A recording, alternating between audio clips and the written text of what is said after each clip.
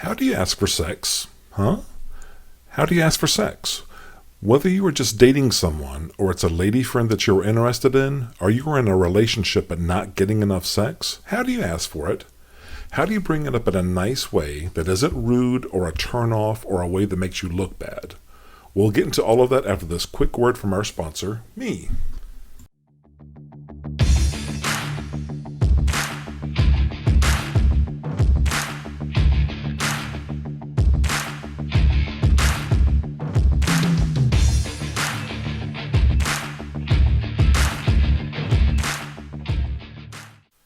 Hi everyone, welcome to the Gentleman's Guide to Flirting.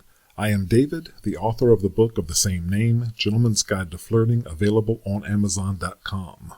I am also your host and the exalted leader of the Gentleman's Guide to Flirting empire. You will be able to find this content on YouTube or wherever you get your favorite podcasts. Thank you for joining. Let's get started. Hey everyone, welcome to episode 18 of the Gentleman's Guide to Flirting podcast. I am David, the author of the book, and I've got another great episode for you this week. This week we're going to talk about what could be considered a delicate subject, but it is an important subject, asking for sex. Asking for sex. By that I mean making it known to a lady that you are interested in taking that step with her. You think she is attractive, she's a great person, and now you want to take that step. The first thing I want to say is that sex isn't something you are entitled to. I think that line of thought is a growing problem in the culture now. No one is entitled to sex. If you don't have other guys showing you, and all you see is what is online and in the movies, and your social skills and real world maturity aren't where you want them to be, you might think getting to sex should somehow be easy or something that is just given to every man, and that just isn't the case. I am no psychologist or expert in the social sciences, but I wonder if part of the problem is at least partly due to free and easy access to porn. Now, I'm glad there was no Pornhub and broadband when I was coming up. I had AOL, America Online, and slow dial-up. When I was younger, you had to wait for some still picture, not a movie, a still picture, to come up after a long wait. And sometimes that wait totally wasn't worth it, and you got some shock that you wanted to somehow unsee. And I am glad it was slow. I'm glad those days are behind us. But that isn't the case now. You can get all manner of porn and gratification and wrong ideas about how to deal with women out in the real world just everywhere. Social media, porn like I said, crappy advice on Reddit and Twitter and Facebook. So, the point of this episode is, I want to counter that. To counter that, I want to talk about a few of my thoughts on the subject of asking for sex. Point number 1. If you don't want sex right now, that is fine. There is nothing wrong with that. Everyone is different. Some people, both men and women, want a lot. Some people just want a little or none, and that is all fine. What you do need to consider when thinking about a longer-term relationship is that you and her match in terms of the amount of affection, romance, and sex you both want to have. That is the important takeaway from this first point. Your levels of desire can be anything, but they should be compatible. Point number 2, there isn't just sex in the world. There is also affection. Affection, hugs and cuddling and holding hands and little kisses and whatnot. Somewhere along the line, someone told me that people should get 7 hugs per day. I don't know if there's any true science behind that, and I don't care. I love that idea. I use it all the time, even with friends. For example, I love hugs. If it makes sense in the flow of conversation, I might bring up everyone needs 7 hugs per day. That usually gets a smile. Sometimes the lady will just move in for the hug right on the spot or something else cute. And you'll get a smile back in agreement, or she'll put in her order for the day with you. I said that to one lady once and she immediately shot back with, "I'll take 2." And she moved in smiling for her full, warm wraparound hugs. I love that. I think it's great. So consider that for your own use despite any proof of scientific validity. 7 hugs per day. Trust me. Okay, that was affection. Now point 3, how about actual sex?